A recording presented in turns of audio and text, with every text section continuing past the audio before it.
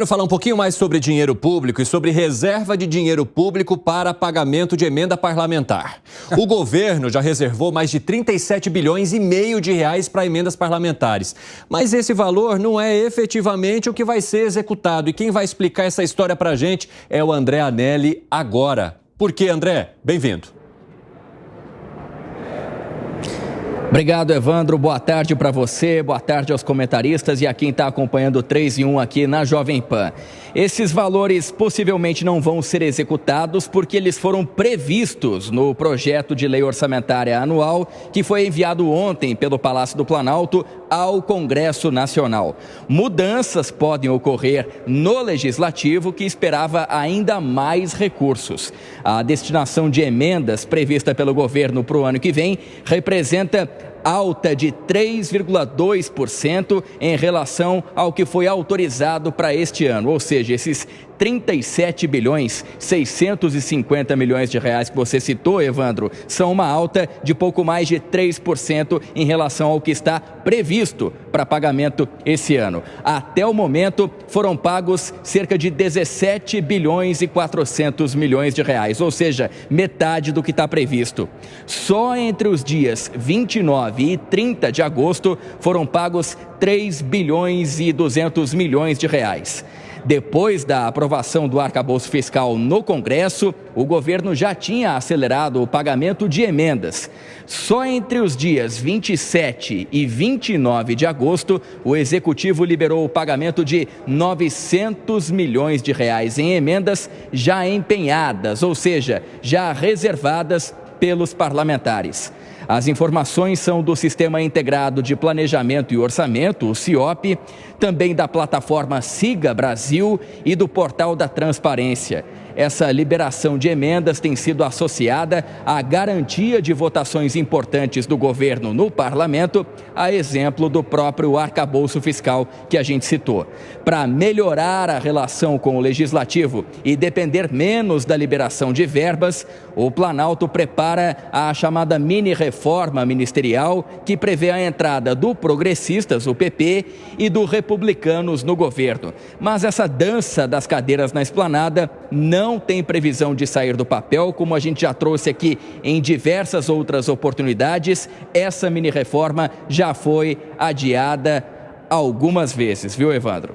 Muito obrigado pelas informações, André Anelli. Bom trabalho para você em Brasília. Quero chamar o Zé Maria Trindade para conversar conosco sobre a liberação de emendas parlamentares. Zé, seja muito bem-vindo. É um prazer recebê-lo aqui no 3 em 1. A gente está falando de reserva por enquanto, né? Primeiro a reserva e depois a liberação. Mas quando a gente fala de uma reserva, um planejamento que coloca um valor acima daquilo que é permitido, como é que vai ficar essa conta depois? Alguém vai dever para alguém e alguém deixaria de aprovar algo justamente por conta dessa dívida? Explica esse rolo aí pra gente. Pois é, quando se trata de dinheiro, as atenções são totais, né? Poucos prestam atenção nessa peça chamada Orçamento Geral da União e a liberação de recursos, né? Esta é a grande chave do governo para pedir ao Congresso Nacional apoio para votações importantes. Agora, tudo tem que estar no orçamento. A peça que chegou ontem ao Congresso Nacional dá uma dica importante de que o governo quer continuar nesta troca de recursos com o Congresso Nacional.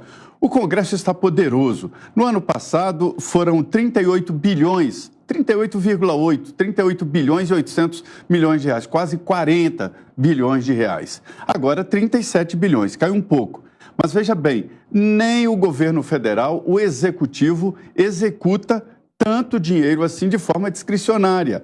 O Orçamento Geral da União, ele é enquadrado, 4 trilhões de reais, mas tem que tirar 2 trilhões de reais para o serviço da dívida, para a Previdência, para salário, ou seja, despesas fixas, e sobra muito pouco para o presidente, ministros e secretários aplicarem. O Congresso Nacional veio aos poucos crescendo e tem já quase 40 bilhões de reais. Isso é muito dinheiro. É uma parte importante do orçamento. Metade do orçamento discricionário, que é aquela parte em que se pode movimentar. Esta liberação indica que o governo continua negociando com o Congresso Nacional este poder, o poder do dinheiro.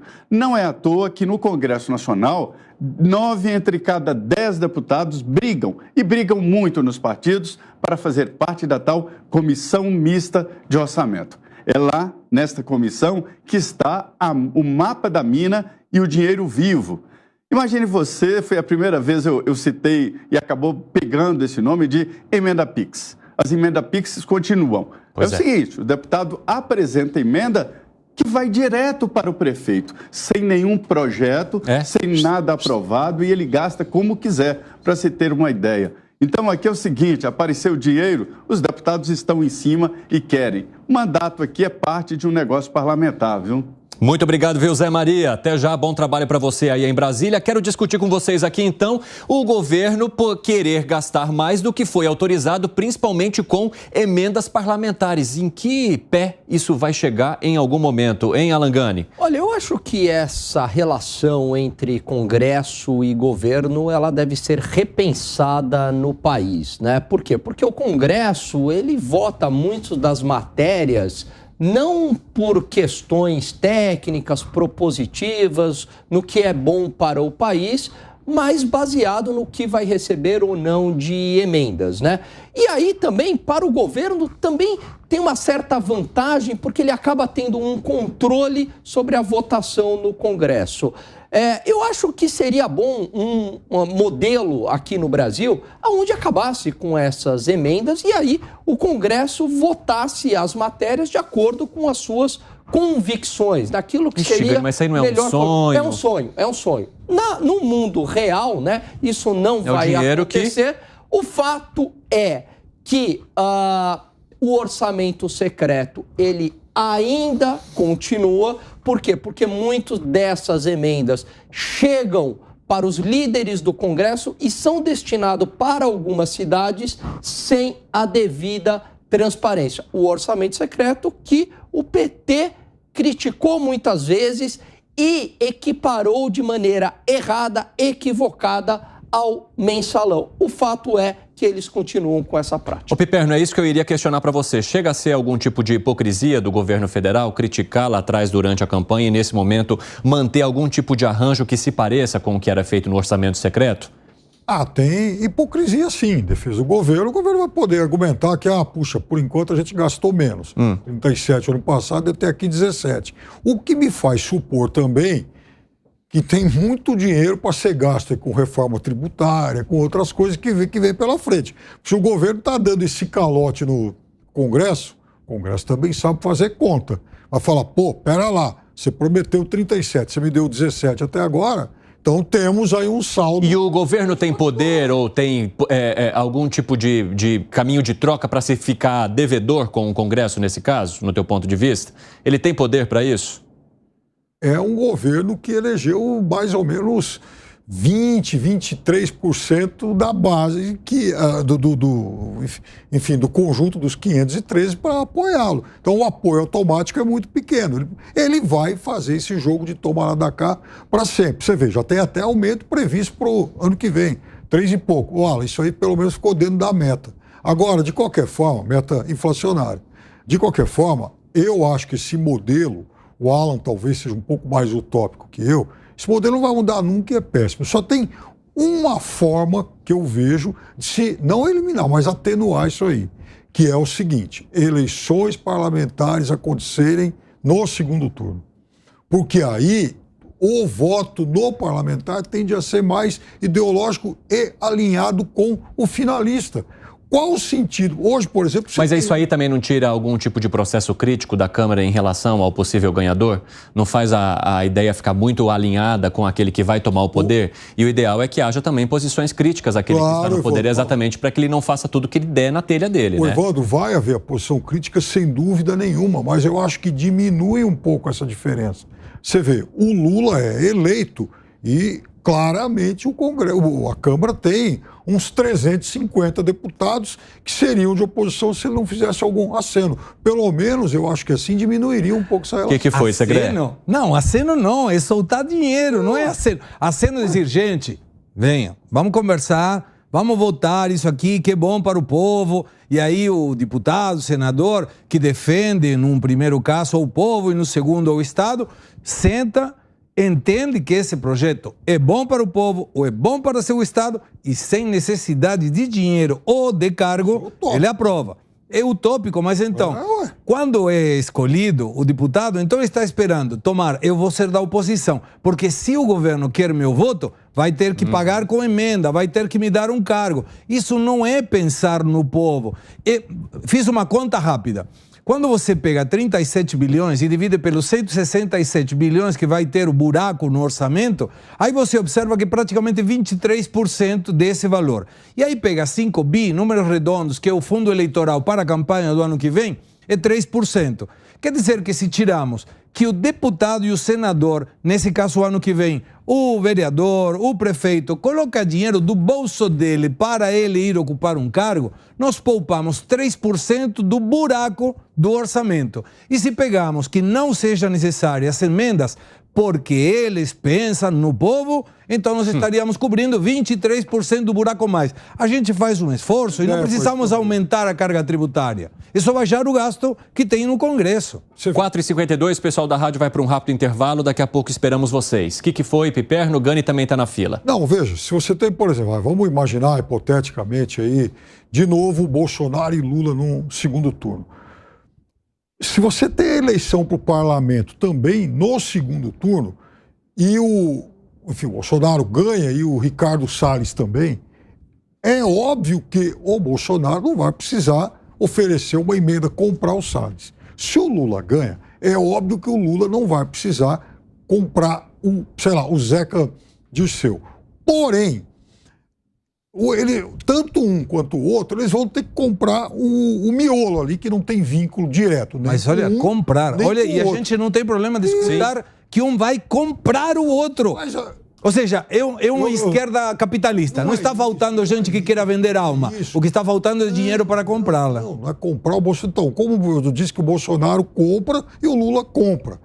Veja, eu estou analisando o mundo real. É assim, não é o que eu gostaria, mas o mundo real é assim. Que foi, Gani? Nenhum nem outro governariam se eles não comprassem. Então, só voltando em relação a essa estratégia do governo em segurar todas essas verbas, essas emendas e não disponibilizar, a raiz do problema está aí, porque houve um acordo lá atrás e é um acordo por uma disputa orçamentária. E qual que é a reclamação do Congresso Nacional? É que essas emendas não estão chegando na velocidade desejada. E a gente viu aonde é que deu isso daí. Quer dizer, o governo ele perdeu várias matérias e só ganhou quando começou a liberar essas emendas. Qual que é o risco do governo assumindo essa estratégia gulosa aí em segurar essas emendas, né? O preço da reforma ministerial pode aumentar. Veja que a reforma já está aumentando. Já está aumentando, né? Então, é ministério que vai juntar aqui, é esporte com empreendedorismo e enfim, assim vai se construindo os superministérios. Então, assim, eu acho que o governo ele tem que repensar muito em relação a essa disponibilização dessas emendas, caso contrário, vai ficar cada vez mais na mão do Congresso Nacional. O que eu não acho ruim de todo modo, que eu acho que o Congresso Nacional tem mais responsabilidade em governabilidade do que o próprio governo. Piperno. Eu usei o verbo comprar, o Segrão, enfim, não gostou muito. Regalou os olhos. O Alan, indiretamente, ele falou exatamente a mesma coisa e o Alan ainda usou a palavra preço. O Alan... E por que você não criticou o Alan, hein, Segrão, também? O Alan eu critico a situação. Não estou criticando o Piperno ou o Alan. Mas eu estou falando o argumento. Pô, não deveríamos estar pensando como uma coisa corriqueira que o Poder Executivo tenha que comprar a vontade do Legislativo para apoiar um projeto que, em teoria, deveria ser bom para o povo. Não precisaria ter um preço. Eu sei que a realidade é diferente. Mas, gente, o problema é quando a gente se acostuma a uma realidade ruim, imaginando que, pelo fato de ser ruim e ser uma realidade corriqueira, então está certa. Não está certa, está errada. Está certo, eu concordo contigo. A prática é errada. Eu só não consigo imaginar como é que a gente consiga reverter isso. Isso é muito difícil. É muito difícil. Tenho um ceticismo em relação a isso. Assim, eu defendo que algum dia se mude o calendário, para pelo menos atenuar o problema. Aí, Alan, em vez de você ter que comprar e depender da mercadoria de 200, 300, talvez você dependa de uns 50, 100.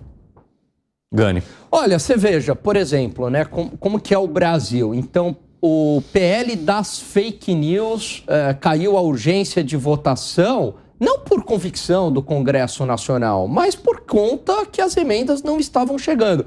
Então, mesmo que haja esses interesses fisiológicos do Congresso Nacional, eles acabam freando, né, alguns projetos muito ruins para o país. Da mesma forma que quando liberam emendas, o Congresso acaba aprovando projetos que eu vejo que são ruins para o país, como foi o caso da reforma tributária, que foi pouco discutida em uma semana, os parlamentares nem sabiam no que estavam votando, e numa reforma tributária aí que vem com aumento de carga tributária e criação do Conselhão Federativo.